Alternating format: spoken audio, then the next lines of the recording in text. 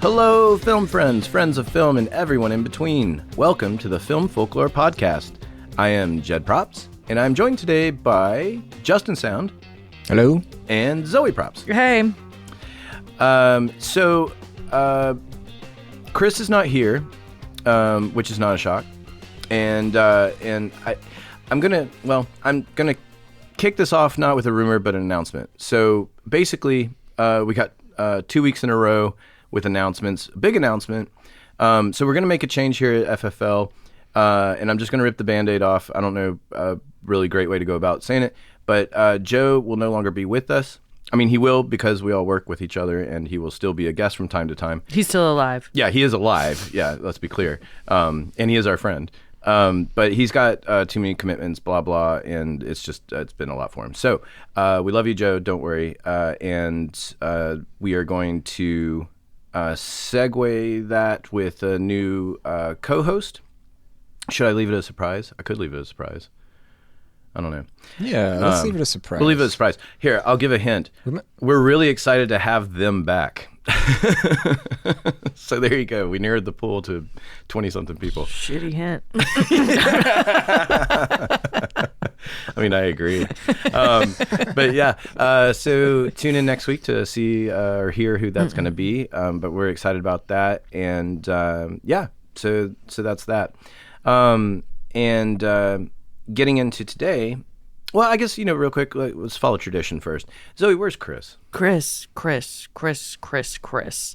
He's taking gravedigger shifts, so he works nights and I don't know. Actual grave digging. Actual grave digging. To be clear. Yeah, not the cutesy term of just working overnight. Actual grave digging. The irony is that here in New Orleans, we do above ground. Well, he's at the one lot that's underground. but maybe that's why Chris isn't very good at the job, because he keeps digging Just holes. digging holes. What do you want me to dig up? You know a better way to dig up. You let me know. Yeah, that all tracks.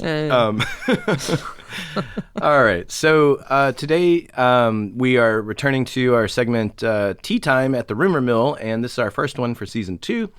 We are excited. We're going to get into something a little fun that we can explore in other episodes as well, but it's essentially cinematic sliding doors. And what I mean by that is today I'm going to have 3 fun what-if scenarios that are based on almost that ended up changed, for better, for worse, is for y'all to discuss. But essentially, these are all things that basically were in the process of happening at some stage of development or even shooting, and then ultimately they're not there in the final product. So, everybody ready to get into this? Oh, I'm ready. Let's do it. All right. So we're going to start off with classic movie. Has everyone here seen Titanic? You're familiar with Titanic? Mm-hmm. I feel if there's a movie Zoe has seen, it's Titanic. I've seen Titanic. Finally got one. The only movie I have seen. Yeah, this is on us for because it's low on the historical. Right. It's also just basically list. 3 Oh, movies that's in true. one. Yeah. You know. Yeah. That's true.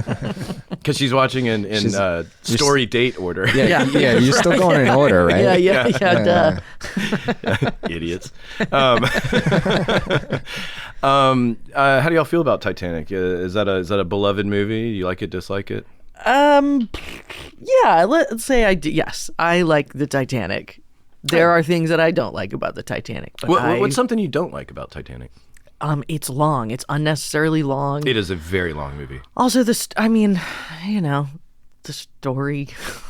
Why didn't she talk about this guy for like 80 years? Why did she take his last name and never mention a word of him? That's all fair point. She's the villain. I was also surprised that it wasn't about the iceberg so much. No, not even. Because I was just going like, well, we kind of know how this movie ends. Mm-hmm. And then seeing it, you're going, oh, it's a love story. That tracks. Yeah. That was before stadium seating. I saw it in high school with a bunch of friends, guys and girls. We were in this big group, and the only seats available, I was on the front row far left, and it was not... There was no intermission. I mean, if a movie ever needed an intermission, it was Titanic. And even in like youthful good shape, I remember leaving the theater like my neck, and you've just been stuck in a position trying to watch a movie for so long, and I remember that more than the movie. Because it was so uncomfortable to watch. I remember it was a big hit at our church. A lot of Christian people were seeing it. Interesting. Which I didn't really think, but that was like the movie that was being talked about in this church. I didn't go see it in theaters, but I remember my mom took my sister. I was pretty young, but I remember watching it eventually and being like, why? Yeah. Why was this? It was a big, and this was like a pretty, it was a church, Christian-y ass church. It was really big. It was big in the church for whatever reason. I don't know. I didn't really. There's a lot of stuff in there that is not very churchy, as I recall. Yeah, no, not really. Nude painting, I believe. I mean, that's it though. Sketching or something. That's literally it. Yeah. You know. Huh. Okay. Justin, you've seen Titanic, right? Sure. Yeah. On and off over the many years since it came out. I was never really super into it either, I think. And so when it first came out, I think, family was watching it on VHS, at the house. And I probably walked in and, saw that it was on, probably watched it for a half hour or so, and then went off to do something else for a while, and probably caught bits and pieces over the years until I finally decided to sit down and watch however long it is, 5 or 6 hours.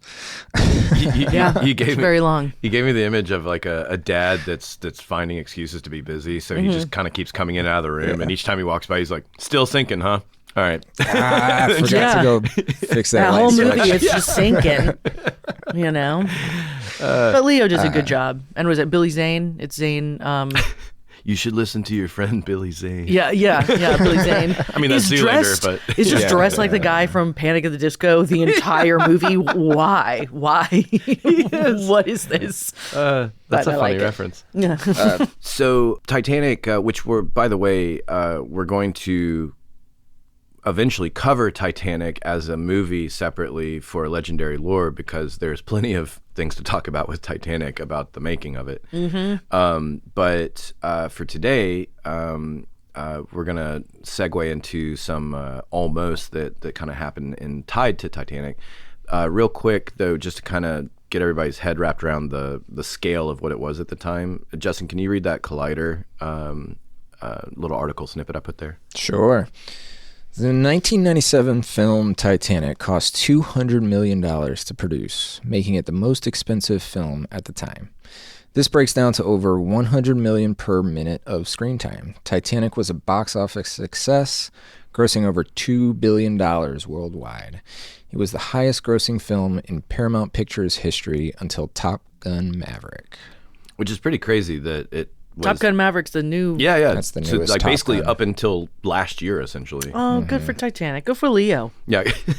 poor Leo. Good for Kate Winslet. Yeah, good for Kate Winslet. Love Kate Winslet. Yeah, don't forget Cameron. He's so humble. Oh, yeah. Billy Zane. and Billy Zane. Isn't Kathy Bates in that movie, too? Sure, why not? Is she in Titanic? Does anybody remember that? Yeah, I feel like she is. Well, all our listeners out there, let me know, because I'm now- not going to look it up. Was right Jessica now. Tandy the older Kate Winslet, or am I just remembering Fire Green Tomatoes because you said Kathy Bates? I think it's just some It's just some random old random- lady. I okay. do not recognize that broad. Well, they should have gotten Jessica Tandy. That's on them. Yeah, no, they dug up a corpse for that one. Anyway, too many tangents. Okay, so like true Hollywood fashion, this level of success of something that is a big success like this always comes with a lot of things like plagiarism, I suppose, and people trying to capitalize on the, ride the wave. I'm sure there's an official term for it that I just couldn't think of, but essentially, a question to y'all, what would you say or guess are the typical types of, say, plagiarism or capitalization of a project after a film or TV has success? Like, what would be... in the sense of like I'll give you an example. Like a sequel is likely coming a lot of times when something is an unexpected success. Then they go like, oh, how can we make a sequel to this movie now? You know, that it's that capitalizing on the. Are you talking about documentaries or Could that, be, or could just be like documentary. I feel like sometimes I feel like every 10 to 12 years, all of a sudden, all films are like Greek god lore. You know what I mean? Like this, like Right. you know, like Troy 300. This kind of like why Exactly. are all the movies kind of just about this now, or a la War of the Worlds Yep. or Zombies, where all of a sudden there's like Pirates. yeah, just 5 movies out in a couple of years. It's just like, why is this all the same movie? Gosh, I was watching trailers the other day, and 2 of the trailers were nerdy, unsuspecting dudes that were actually tough and saving something. I was like, who is this for? Like, just like scrawny nerds saving the day. was one of those Gladiator 2? And I'm like, I don't know.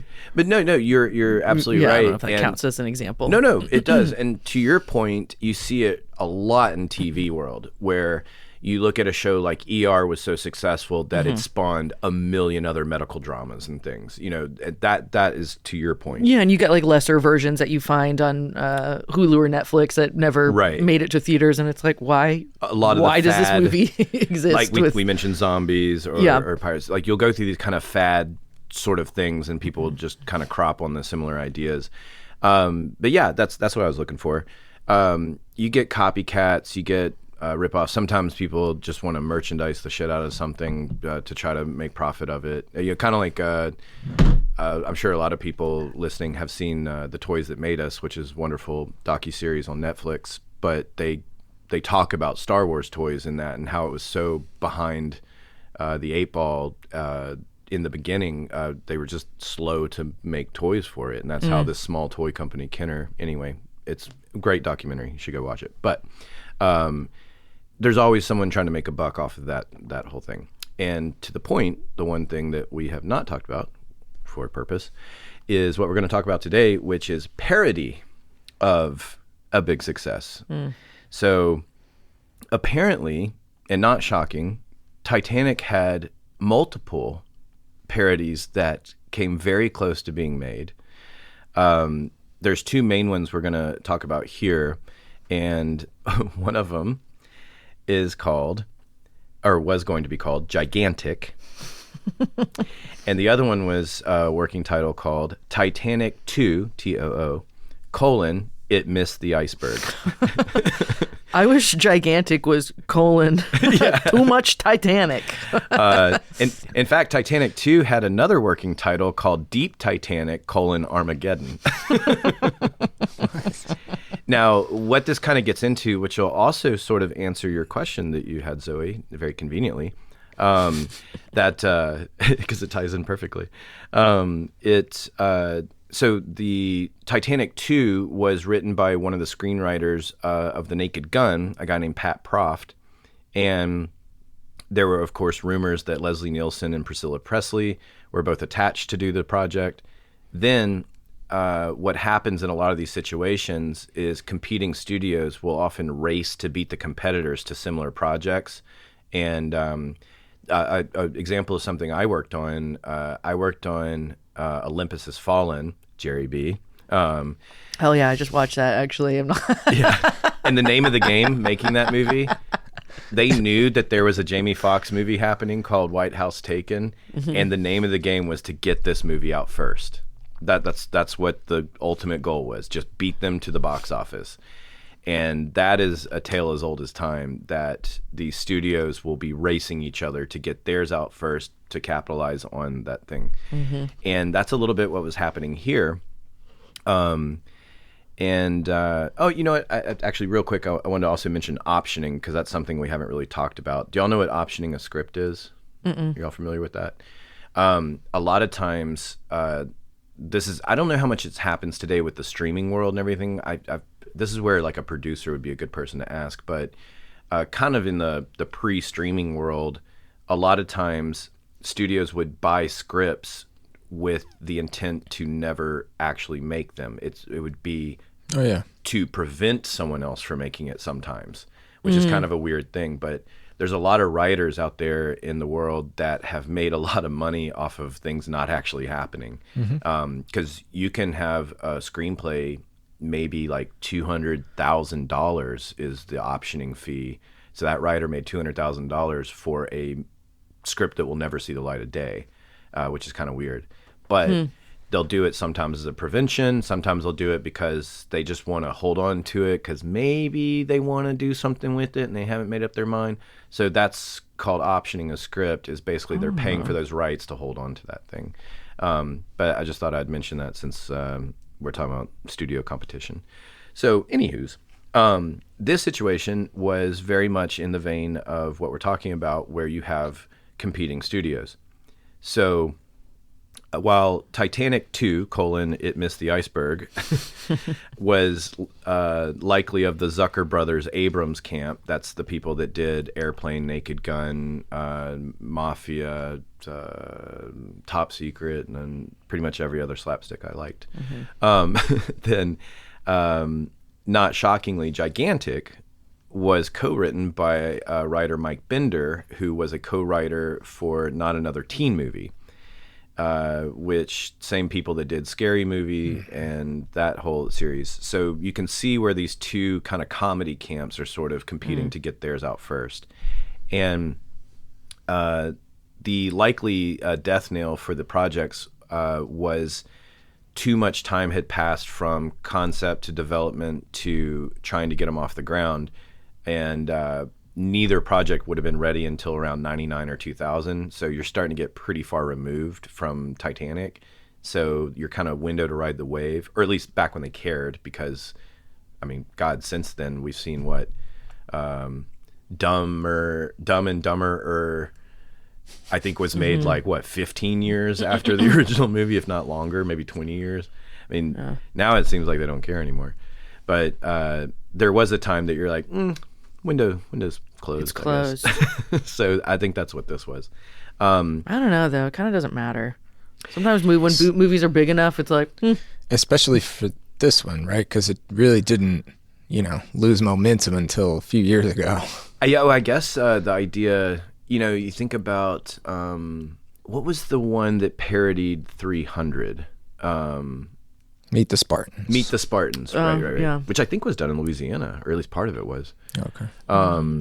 But that's that. I think that's kind of how they felt about this, where you think about that movie, which I haven't actually seen, Meet the Spartans, but I remember the trailer where he's the Jerry B, not Jerry B guy is kicking multiple people down the hole that keeps getting more and more exaggerated.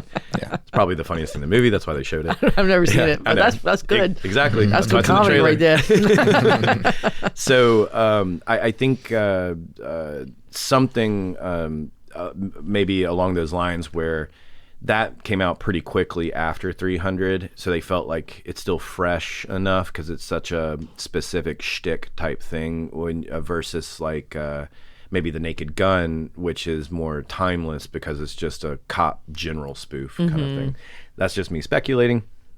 Any producers or experts can feel free to email us, contact us, and tell us where I'm wrong. So, but I trying to look up, because I will admit that I first found this in a Reddit thread, and I was like, well, I don't know if I can talk about if it's in a Reddit thread, but I did manage to find an Entertainment Weekly from 1998 that is actually talking about all this. And Zoe, if you would, this is the part of the article that's relevant for what we're talking about. All right. Just that when you thought it was safe to go back on the cruise ship, along comes Titanic. The spoofs. No less than 3 takeoffs on the biggest box office boat of all time are getting the thumbs up, and in one case, many thumbs up. Titanic 2, 2 spelled T-O-O, by the way. It Missed the Iceberg, stars paragons, what the hell is that word? Leslie Nielsen and Priscilla Presley, whose sorry-ass ship bypasses the iceberg only to ram into other hazards. The $25 million project is written and directed by Naked Gun and Hot Shots writer Pat Proft. Gigantic tells the tale of a Titanic's slightly shorter by 2 inches sister ship, which gets no publicity when it bashes into a wimpy coral reef on its maiden voyage. Mike Bender, 22, and his brother Chris, 27, wrote the film for New Line. Hands down, though, the weirdest and most buzzed about Titanic spoof is Thumbtanic, from director Steve Odekirk, Ace Ventura, When Nature Calls. Set to wrap by year's end, the 22.5-minute film, okay, that's not bad, most likely direct to video, recreates the nautical disaster with a cast of human thumbs. Why? Odekirk's thumb plays a Leonardo DiCaprio-like role. The other thumbs are unknowns, but the director still hands it to them. The performances are incredible. The effects, you won't believe it. Odekirk insists. The thumbs' faces look just like real faces. Yeah, but those fingers will have to be triple jointed if any of the Titanic spoofs are going to float. This summer's Gag Fest's Mafia, Godfather, Send Up, and Wrongfully Accused, a fugitive spoof, were laughed out of theaters, earning $19.9 million and $9.6 million. I'd watch a fugitive spoof. Respectively, Odekirk thinks spoofs work if you offer the public something they haven't seen before. Producer Hal Liberman, who's making the mockumentary New Jersey Turnpikes, agrees, adding that each parody should be judged on a case-by-case basis. After seeing what happened to this summer, the public seems to be saying, I've had my fill of parodies. Looks like our idea of Pie-tanic about a ship of doomed math wizards is dead in the water. So a lot there. Do y'all... I want to see Titanic 2, Miss the Iceberg. Titanic 2 sounds amazing. I love the idea that they miss the storied iceberg, but then the whole movie is them hitting other hazards. Yeah. It's just so stupid. And Zoe, I have seen Wrongfully Accused once. I saw it in the theater. I do not remember it being good. Leslie Nielsen is the main guy.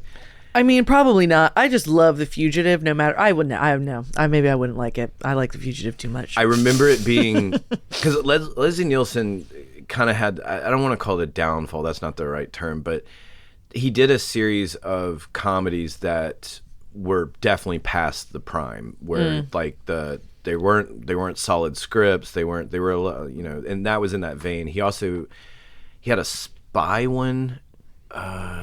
That I can't remember the name, that was really bad. Dracula Dead and Loving It was in that time period, which wasn't great. That might be Mel Brooks' weakest.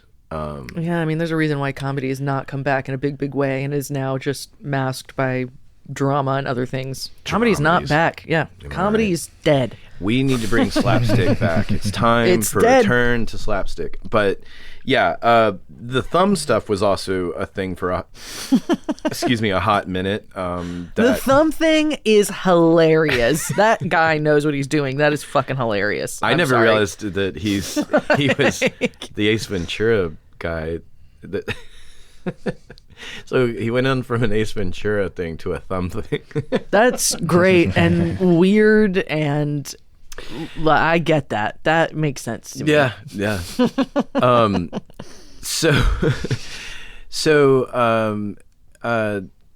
And then Gigantic. What was it? It's 2 inches shorter than the other ship, and it hits a lackluster coral reef instead. I mean, that sounds funny too. I would maybe give that a watch. Of these three, and Justin, that might have been your official vote, I don't know, but of these three, what do you think sounds the most interesting that you would want to watch? Oh, Titanic 2. I want to see what else it hits. Yeah, right. Yeah. Besides the iceberg. Yeah. Plus, it's Leslie Nielsen. And it's Zucker Brothers, so know that Zucker Brothers were very good at anything in a series getting comically bigger. If you think of an Airplane, the good example is, it starts with looks like I picked the wrong week to quit smoking cigarettes, and then by the end it's like looks like I picked the wrong week to quit sniffing glue. And he's like upside down on the ceiling.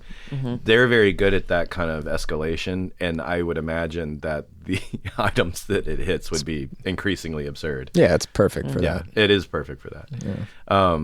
Bummer that it was not, because according to this Entertainment Weekly article, it sounds like they they were all green light ready to go. I mean, they're reporting it as if it's ready to hit production. So it sounds like it got very close.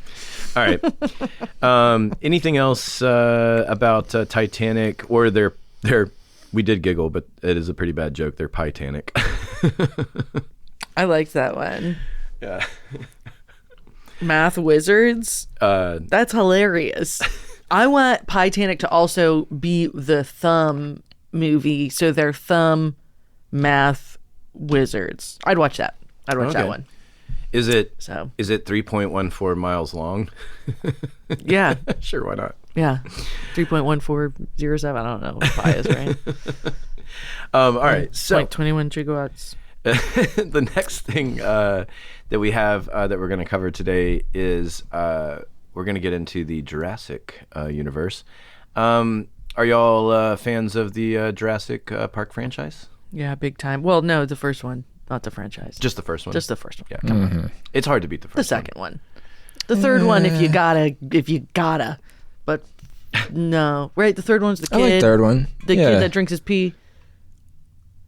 I don't remember the pee drinking, Yeah, but that was Maybe the still fourth with Jeff Goldblum. Are you sure it wasn't a porn parody? It might have been the fourth one. I don't know. This kid, it's a kid. It's pee. Jurassic Piss. He ends up stuck on this island. I think they're parasailing through. His maybe dad dies or something, and he ends up stuck. And I remember, I don't know, or maybe he pees in jars and the dinosaurs don't like it. I remember there being pee in it. I don't know. Huh. Nobody. Maybe I need to go back and watch that. You could be right. It's before it was definitely before all the Chris Pratt. We're talking stuff. about Lost World. Yeah. Yeah. No, there's Jurassic Park 1, 2 with Jeff Goldblum still in it. Mm-hmm. There's a third one that I don't remember, and I think maybe a fourth one where there's a kid in pee. The fourth one. Well, the fourth one is Jurassic World. That's getting into the Pratt, the newer stuff. Okay, so then the third one. Yeah. The third one. Yeah, it's all before William Chris H. Macy Pratt. is the dad, and they're going to look for yes. their son. That's the third one? Yeah. Yeah. Yeah. Yeah, I remember that one. Okay. I didn't hate that one. And the I son is didn't hate pissing a lot, apparently. Yeah. I don't know. I just remember there being a pee thing in it, and I was confused as a child, and then I watched it as I was older, and I was like, oh, I get it now. He didn't drink the pee. He just peed in these jars as like a deterrent for the dinosaurs. They don't like pee. Okay. I don't know. But four was the Lost World, but we're not getting into Chris Pratt just yet. That was the first Lost World where it was like, Not to be confused with Jurassic World. right, Yeah. correct. Yeah. So, because what this is calling Jurassic Park 4 is calling it Jurassic World. But So it's not Jurassic Park 4. It's really Jurassic World. but I'm so confused. I don't know anymore. But you just brought up a good point, because what we're about to say is that where this information came out was back around 2002 and 2003. So that actually would have been in the Lost World time period, wouldn't it?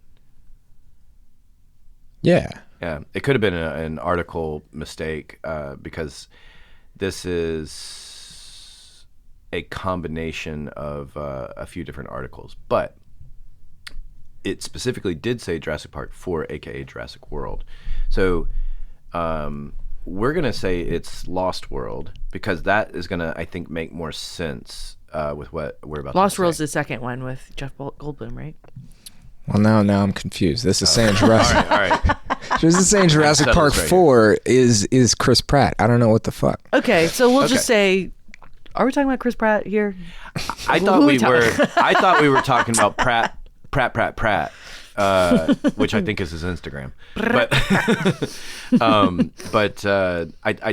I thought we were talking about Pratt, but it's just when you said that, I was like, well, this information is from 2002, 2003. However, it's concept related, so things can be in development for years, so it's possible that this is the very beginning of what became Chris Pratt Jurassic World, which was far later.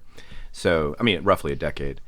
But anyway, we'll get into it. We'll let's chat about it. So, and you know what? Hey, write us and tell us where we're wrong. Sure. So, in the original script and concept for Jurassic Park 4, aka Jurassic World, as this says, was that it was originally written to have human dinosaur hybrids in it. Because, as we know, the Jurassic series is all about bad science decision making, and there's also a human death toll that never fully gets brought out in this world. But I've always thought about like, hey, you remember when my cousin took his family to that island? They never came back. Did you notice that? I just realized my cousin and his family never came back. Do you think they stayed over there? That's kind of weird. Huh. Anyway, it's like, how do you keep that under wraps? Wait, for the first one, or? Well, I'm saying once you get to like Jurassic World, where they open the park, Yeah. and people are getting, like, there are pterodactyls picking up people, and I'm pretty sure killing them. Dude, they gotta sign stuff before they go to that park. You know what I mean? Like, they're risking their lives. Lloyd's of London would not insure this. I mean, there's... Anyway.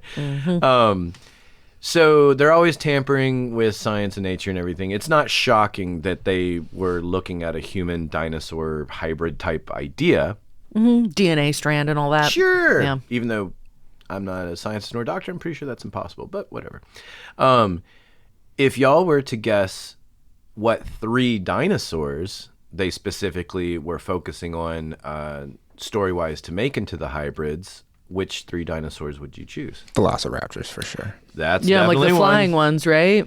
Yeah. No, the smaller killing. Oh, yeah, classic. The raptor The that's classic like raptor. tapping yeah, on the door exactly. and yeah, and fucking so with those kids, yeah. going with that theme, then you would also need to have the most famous dinosaur of all. The big one. T-Rex? T-Rex. There you go. T-Rex. T-Rex. T-Rex. There you go.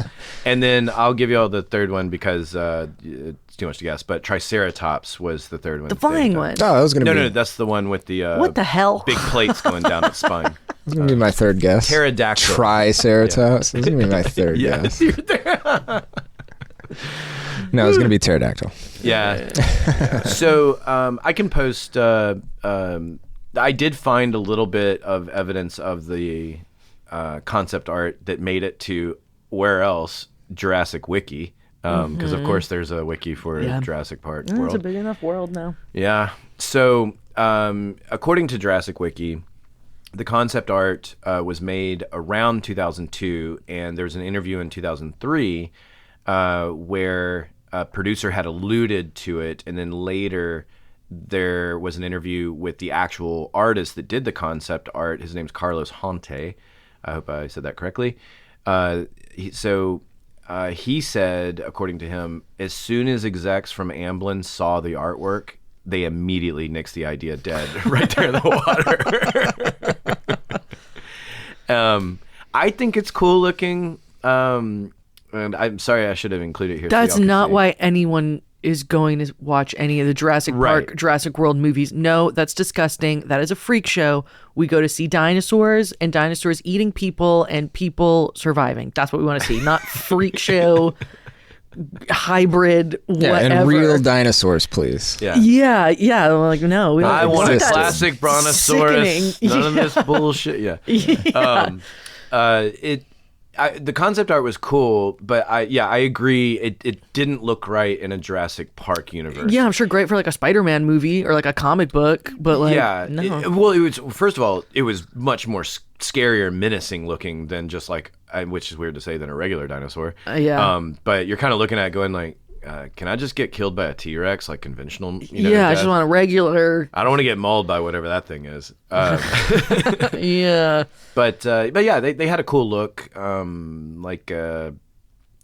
mean, they're all, just imagine. I mean, like I said, I can pull up the artwork and we'll post it later. But humanoid dinosaurs is essentially what you're looking at. One actually went as far as they were referring to him as Raptor Man, which I'm hoping was going to be the official name because it's so terrible. He sounds like a sexual predator. I hate it. Raptor Man. I hate it. I don't know why I'm putting the emphasis on the Raptor. Raptor Man. Raptor Man. All right. Anyway, Ew. so I think y'all are universally saying that it's a good thing that this didn't happen. Yes. Yeah. Okay. Maybe it's a cartoon.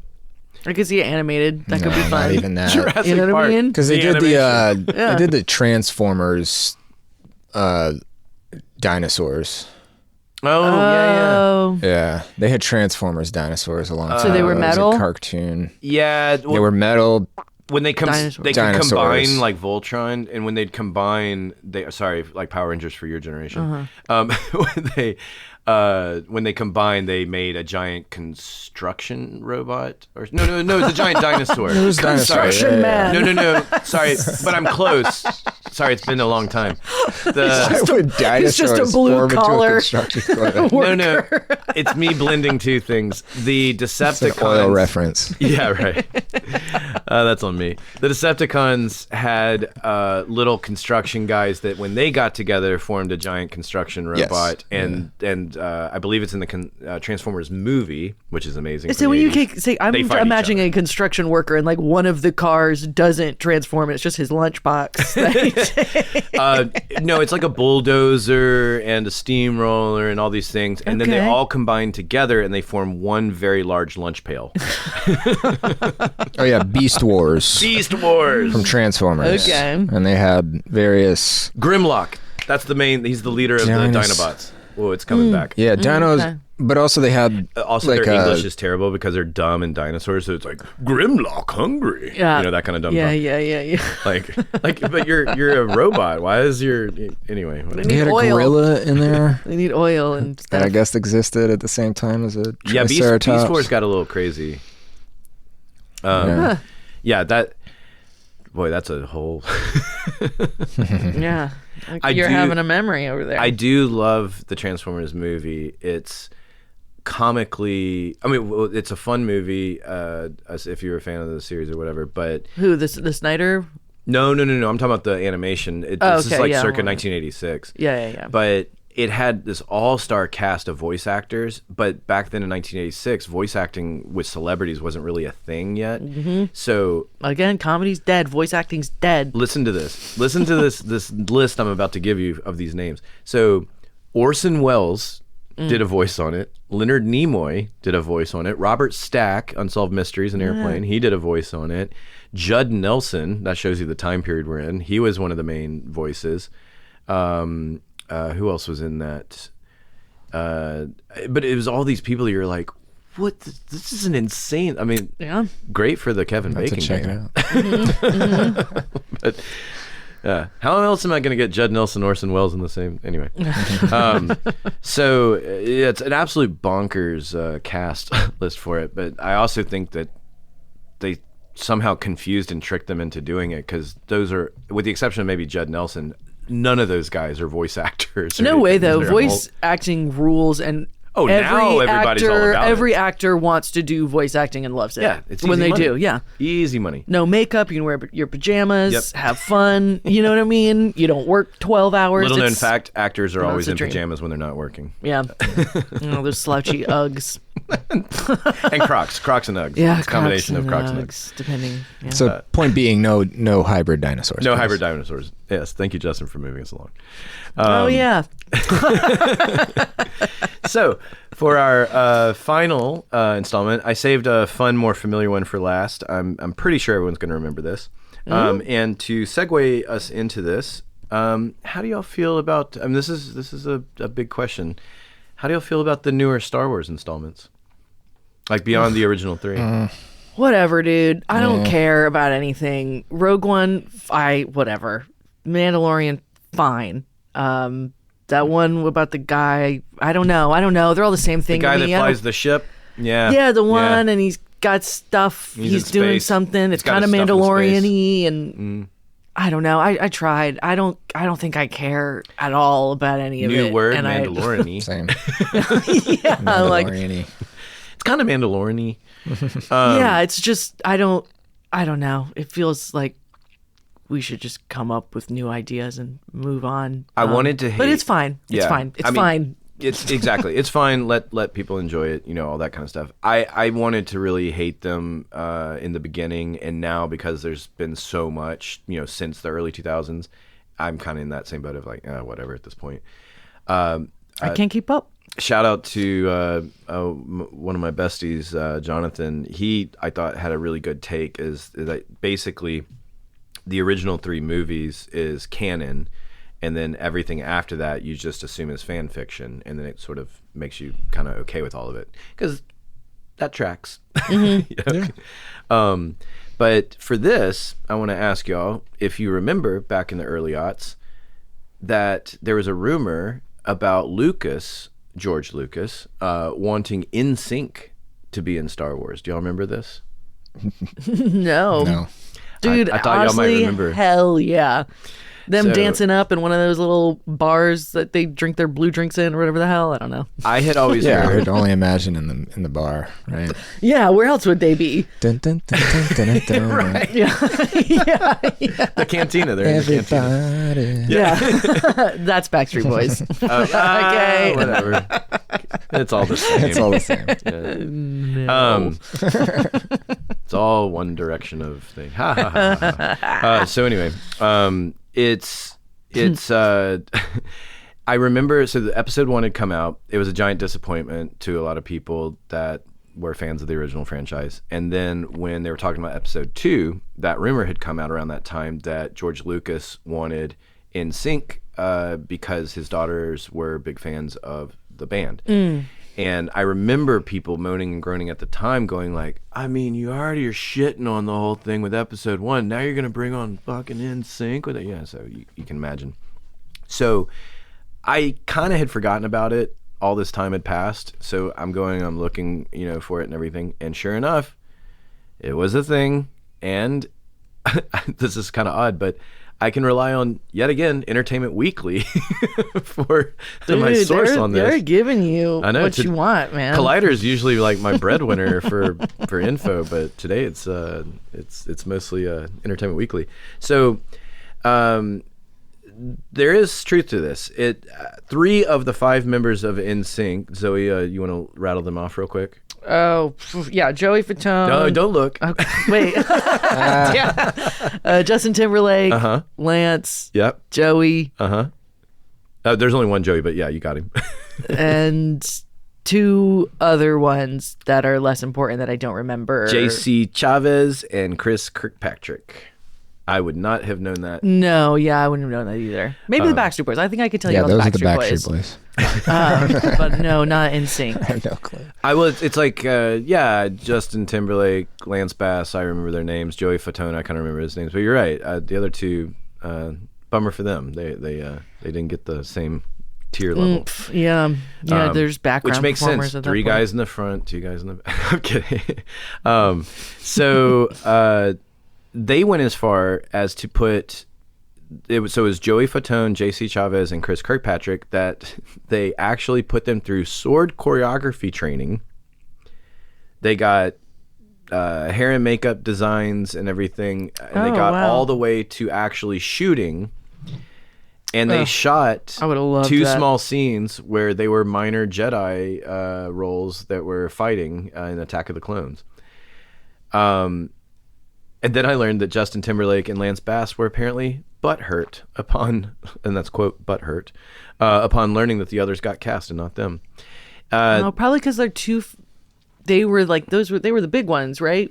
Lance and what's his face, the other one. Yeah, I'm imagining that it was really just, what was it, JC or Chris going, they're kind of like itching their arm like a heroin addict, like, come on, George, I need it. Yeah, give me something. Yeah, it was not Lucas, though, as I went and looked, as the rumor had always persisted. It was another producer on Star Wars named Rick McCollum that got NSYNC aboard because his daughter was a huge fan. But Lucas did, however, direct the 2 scenes that they eventually shot that got cut. And Justin... Just take him to a concert and take him backstage. What do you got to put him in? You know what? It's the world of producers. It's their highs and lows. We'll move on. Justin, if you want to read, this is from the article, the Entertainment Weekly article, but it's just basically going into detail about NSYNC and their opinions of how it went down. Yeah. Timberlake says he and Bass were so butthurt when they learned that Joey Fatone, JC Chavez, and Chris Kirkpatrick had been tapped for small Jedi roles without them after they went to Lucas's Skywalker Ranch in Industrial Light and Magic in the early 2000s. Neither Timberlake nor Bass were present at the tour. I would think that makes. I mean, I don't know. That makes sense if. That sounds like how it I know it was the started. producer's call, but Yeah. I can imagine Lucas being something along the lines of, well, Timberlake and Lance and Bass were too recognizable, right? You know, we can't have them as Jedi. That would just be too out there. We can have the other three. You're speaking as if George Lucas is talking from a place of making sense. Sure, which was not right. No, really that's- what he did in the 2000s. And again, he didn't make this decision. It was Yeah. the producer that brought him. But I agree that I think you're right that they happen to be touring through the facilities at just kind of there because they're important enough they can have a private tour of that world, which would be really cool to go through. And then at some point it gets brought up like, maybe you guys could actually be in it. I don't know. And then that's kind of maybe the impetus of how it's these three and not the whole band. Something to that effect, maybe. And I should also mention the article is from 2023 because all this got revealed on Hot Ones, which is a great show. You can catch it on YouTube if you've never seen Hot Ones, but it's a fun little show. And if you continue, Justin. Sure. What have we got? So when asked on the latest episode of Hot Ones to confirm rumors that they had been cast for the guest roles, Timberlake quipped, "Now we're getting to the nitty-gritty questions. A few of us, yeah," Chavez confirmed, adding that the chosen trio had to train for some sword choreography. "I remember us getting a call like, you're never going to believe what happened," Timberlake said.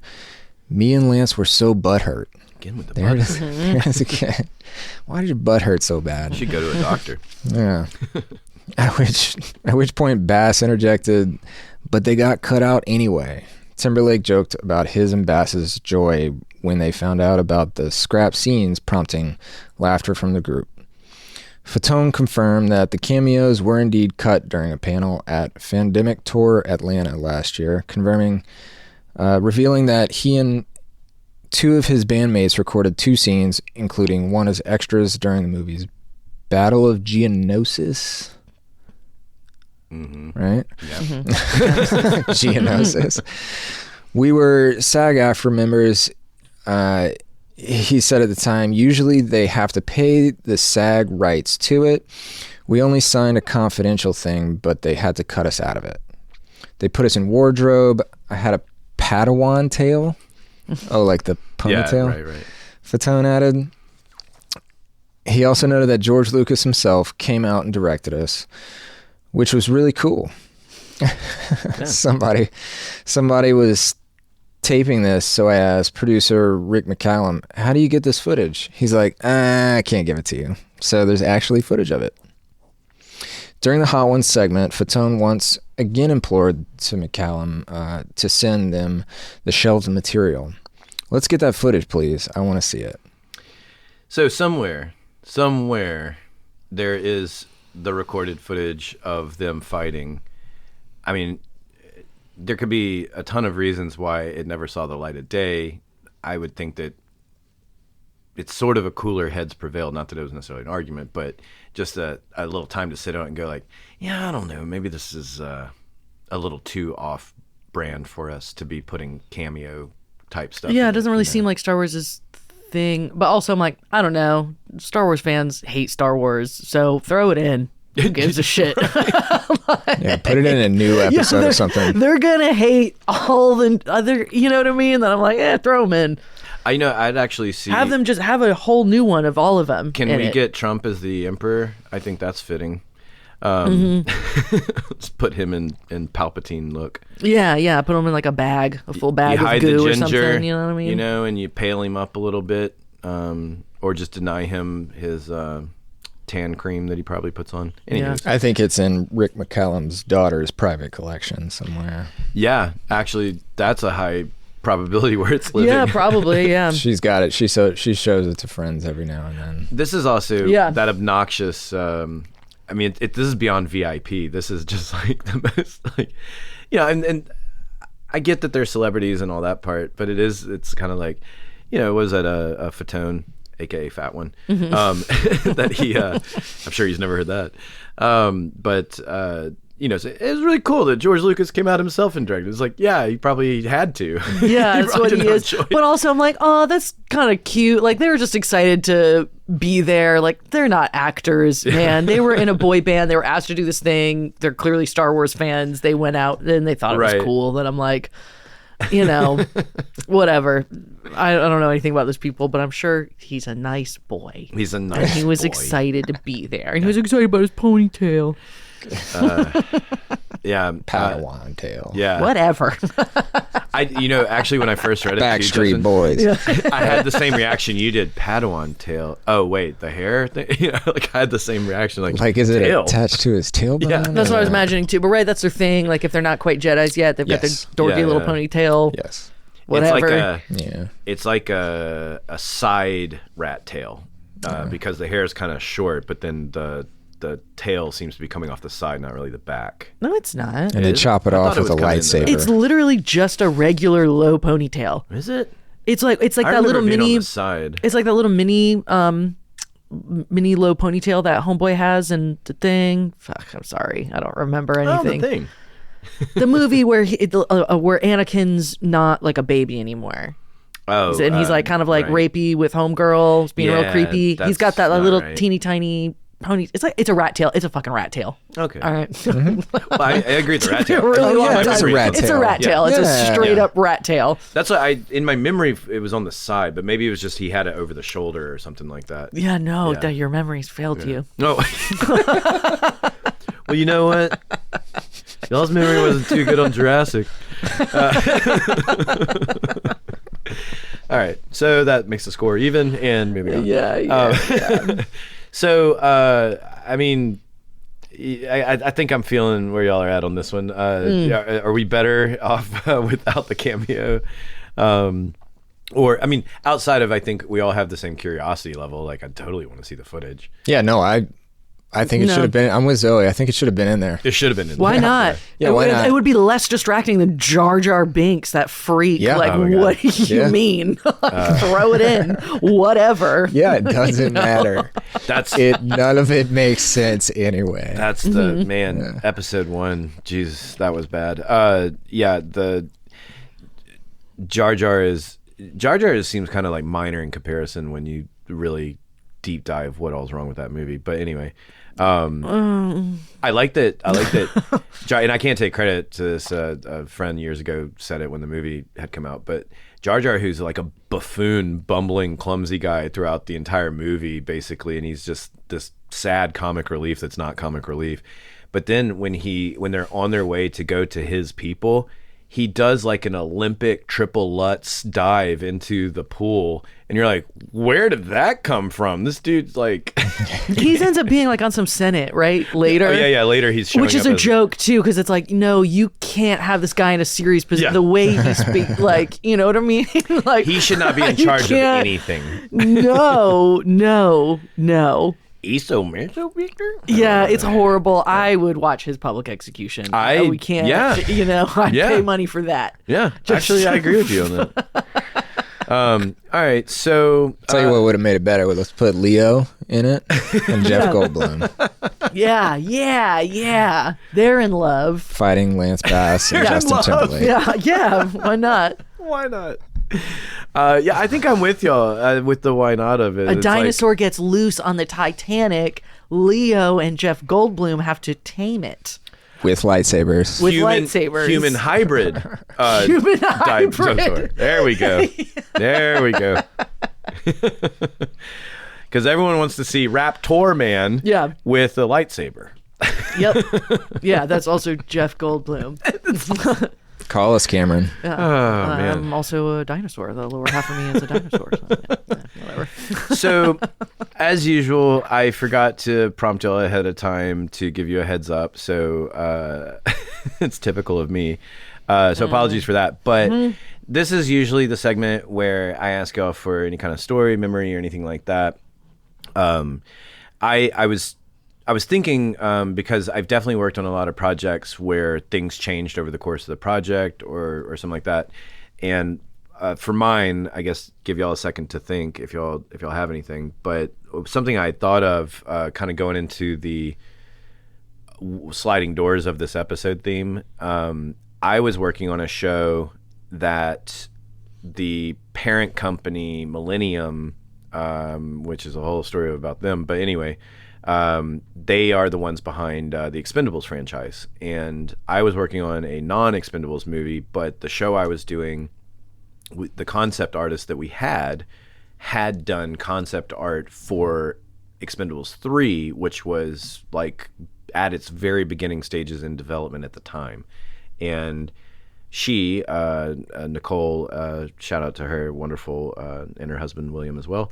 But she had this really cool, I mean, Expendables is so whatever, but her thing that was really cool, and it ended up, I don't think it became the thing, but it was basically like a battle train where the whole movie would be more or less taking place on this train that kind of had, let's be buttheads for a second, a Jerry B feel to it, where like, this sensitive cargo has to get from point A to point B, and nothing can stop this train from making its destination, and then Hell meanwhile, yeah, that's my kind of movie right there. There's a highly advanced terrorist group that somehow has the, schematics for the train. They have all this detailed information that they somehow have collected, and then you get Is this. that not Bullet Train? Is that not the... No, Bullet Train is... They're just on a train.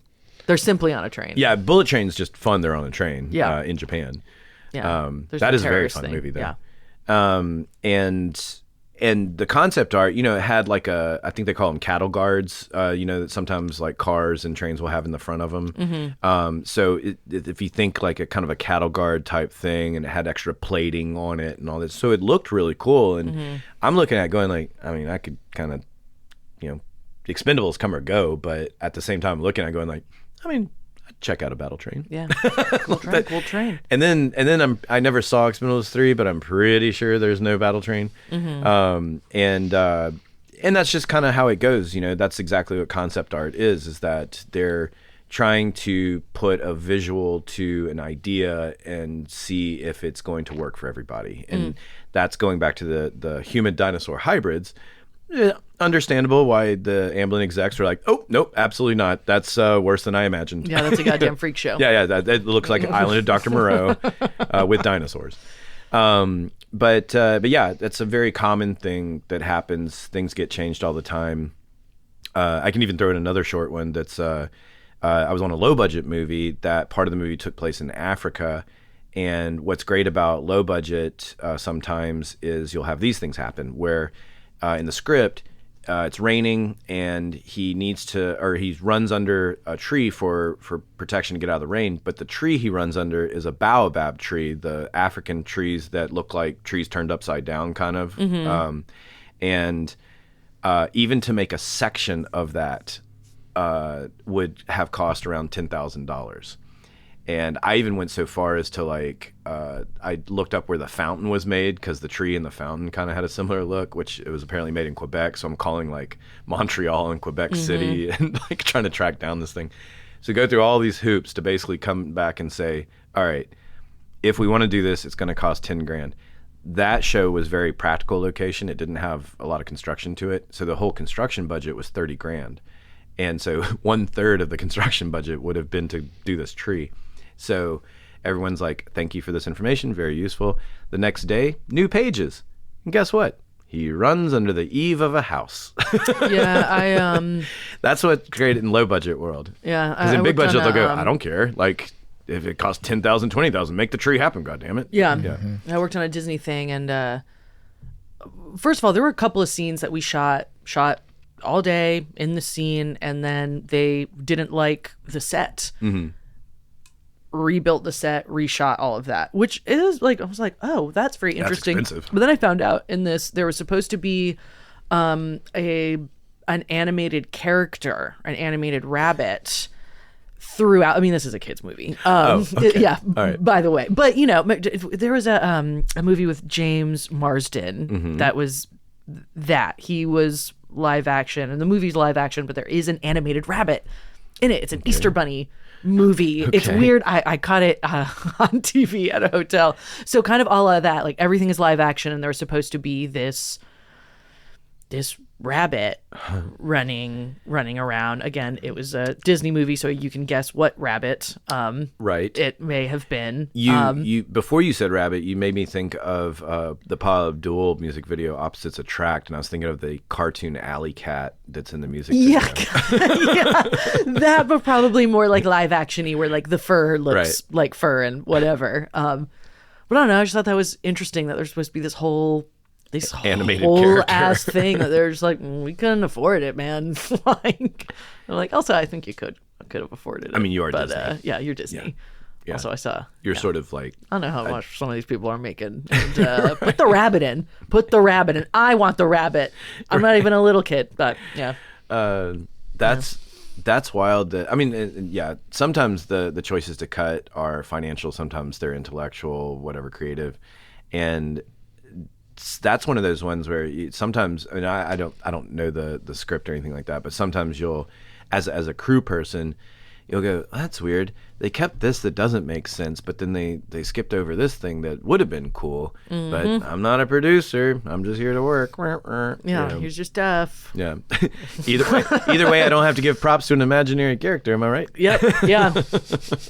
Exactly. So I was good without the rabbit, but I was like, oh, that would have been cute. Yeah. What about you, Justin? I'm still trying to figure out who this rabbit is. I have no idea. Disney. A very particular Disney-owned rabbit. Which one? I don't know what you're talking about. There's a clock. Why can't you just say it? I guess I can. One of the Alice in Wonderland. Yeah, Wonderland rabbits. The white rabbit. Yeah. Oh. I'm late. Running around. I'm late Yeah. for a very important date. Yeah. Gotcha. Okay. And James Marsden? No, this is I was saying that James Gotcha. Marsden. There is a James Marsden movie about Easter and the Easter Bunny, and he has lineage of being in the family of the Easter Bunny. So that, sure. and there's It was this Easter Bunny, stupid yeah. bunny. He plays Cyclops. Yeah, gotcha. Yeah. For some reason, there's this bunny. It's Cyclops going from the around. X-Men I in don't an know. Easter drama. Yeah, I don't know. Yeah, forget the James Marsden movie. I don't even know why I mentioned can't. that. It's nothing to do. I can't unhear It's that. weird. It probably has like a 20% on Rotten Tomatoes, but I caught it on Fantastic. TV. Sounds like my Whatever. All right. those are more like prop things. I don't run into those sorts of situations as much. I guess dialogue I cuts think. would be a standard thing. Oh yeah, super Yeah. standard. Even just rumors, And though. great I'd be for talking. us. Yeah. And talking. great. Yeah, and great for you. I loves eavesdropping on set. I'm Yeah. listening left and right. Yeah. Goes, to Producers Village. Oh, That's something that acting busy. PAs are usually in better spots to catch the hot goss, and because they're kind of the lowest on the totem pole, there's also like the least amount of liability for them to spread what they hear. But you're always like, but if you're working on the show, you got to be kind of careful and everything. But if you make friends with your friendly PAs, which you should, then they'll also tell you some good stuff sometimes. Yeah. And you'll go like, ooh, I can't repeat that. But Yeah. that is saucy. Mm-hmm. In fact, Go to work for the in fact, gossip. Zoe has said some things that we got to keep off air. Me? Yeah. I'll tell you about it when we're off air. God. Remind you. I know. You have one of my favorite ones. I know, such a tease, and don't tell it. I love gossip. What would be another? I'm trying to think. What would be besides, say, dialogue additions, cuts, things like that? Maybe. Well, things get cut because of sound. Like they Oh, get that's cut true. Props because of sound because they make too much noise Yeah. or something. Oh, I can't tell you how many times we get into the ICE debates, and I am totally the friend of sound when it comes to these things for two reasons. One, who cares? It's not about the drink. So if it's more sound friendly, then make it more sound friendly. And then two, it's just a thing of if it's indifference on my end and it doesn't push the story, like I was just saying, and sound's going, that's horrible. Can you guys switch it out for anything else? And if anyone's paying attention, that's why you see so many people drinking whiskey neat, scotch neat, and that kind of stuff, because our fake ice world is kind of weird. Our softer acrylic ice is not as great. Even though it's more sound friendly, it's not as great. Sometimes you're not even supposed to be drinking with it in there, depending on the quality of it. But our better looking ice is plastic, and so depending on the glass, depending on how the actor is doing it and everything, you're gonna have a rattling. It's gonna sound like ice essentially. At that point, you might as well have the real thing. Yeah, wine, whiskey, or beer is usually that's safe. A lot friendlier. Yeah, and you'll get sometimes. Every now and then you might get a director and actor that's insistent on something, which usually, not always, but it's usually a sign that they're kind of novice to maybe that gag, and that's why they're pushing for something that shouldn't matter. But yeah, I mean, if there's something that can help another department simultaneously, especially make your life easier, why not do it? To me, that's about as common sense as you can get. But yeah, you guys have there's a material moleskin, which we use sometimes in props as well. But sound has this plus an arsenal of like, how can I say, dampeners. Exactly. Thank you, sound man.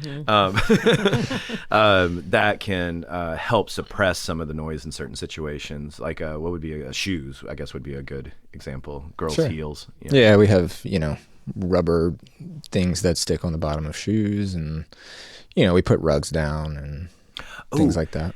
Will you tell, because it's fun to watch, will you tell how y'all go about finding the noisy shoes when it's a bunch of BG? How do you mean? Well, like there's someone in your department that's with the crowd that's talking back to you, and you're asking them to. It's funny to watch. Boom operator is just moving around with their boom microphone, pointing it in different directions. Trying to find it. Yeah, like a radar detector kind of thing. Yeah, that. I Which imagine is like a metal fishing detector pole for sound, basically. I imagine the second's helping, though. Yeah. You know what I mean? Oh, yeah. They know when shit is loud. They're like, yep, I hear it. That woman right there, clobbering around all over the place. Why is she wearing clogs? Yeah. Yeah, some boom operators will just go and tell an AD, hey, can you tell everybody to shut the fuck up? Stop moving around, take their shoes off. Yeah. It's funny. The reason I was asking is it's funny to watch when you see, it's almost like, because you'll see like a boom operator with pole sort of lurking like a hunter. Like if you think kind of like Elmer Fudd with his gun going after Bugs Bunny sort of thing. But they're kind of lurking with it as they're sending the pole around trying to figure out, it's just this thing of like, I know it's around here somewhere. So a lot of times that's to like try to find where a distant noise is coming from, right? And so it could be pointing in a direction, trying to figure out what a specific noise is. Maybe a refrigerator or something like that. Yeah, it could be a refrigerator. Shoes like are really easy. Off. Right. Shoes are easy. You can look around. You can see that the sneakers aren't, you know what I mean? It's almost always going to be heels or clogs. Yeah. You know what I mean? But a random well, you know what I mean? A generator. Or like a random like jingling, could be someone's necklace, bracelet, keys in their pocket, whatever. Keys, that's another one. Keys. I have gummed up a lot of keys. Yep. All right.